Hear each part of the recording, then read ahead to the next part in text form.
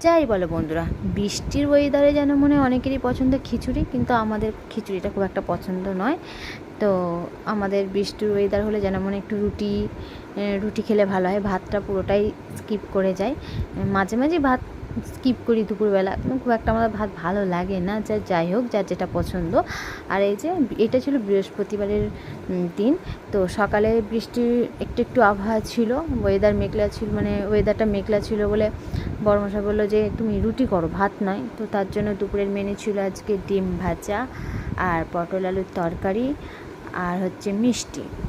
আর তারই মধ্যে আমার ছিল 3খানা পার্সেল, বরের দিকেই হয়ে গেল, কপালের চোখ উঠে গেছে। বলছে হ্যাঁ, এগুলো কখন এলো?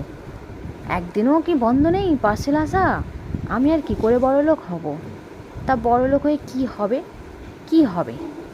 তুমি কি বড়লোক হয়ে হ্যাবো ঘর বাড়ি করে গাড়ি নিয়ে থরি ওইগুলো তোমার সাথে থাকবে? কিছুই থাকবে না। সো যতটুকু আছো ততটুকু নিয়েই আনন্দে থাকো, খুশিতে থাকো, তাই না? এটাই তো জীবন। যতটুকু ইনকাম করছি ততটুকুই ভালো মন্দ খাও, একটু ভালো জায়গা ঘোরো, একটু কেনাকাটা করো, ব্যাস। মন পছন্দ যেটা ব্যবহার করতে ইচ্ছে হচ্ছে সেটা করো, কেনো, খাও, দাও। আবার কি এইভাবে হই হুল্লোড় করে মস্তি করে কাটিয়ে দাও। হ্যাঁ, বড়মশাই বলছে হ্যাঁ ওটাই তো তুমি ভালো পারো। আমি আর এই জীবনেও বড়লোক হতে পারবো না, হতে হবে না, যতটুকু আছে অতি অস্থির। তো চলো, মিন্ত্রা থেকে দুটো পার্সেল ছিল, তোমাদের সাথে ভাবলাম শেয়ার করি।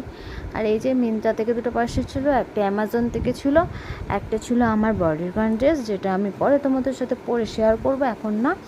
আর দুটো ছিল হচ্ছে একটা মেয়ের জন্য বুট অর্ডার করেছিলাম, তো বুটটা কেমন লাগছে জানিও। আর এই দুটো তো তোমরা জানোই, একটা ছিল বডি ওয়াশ, একটা ছিল বডি লোশন।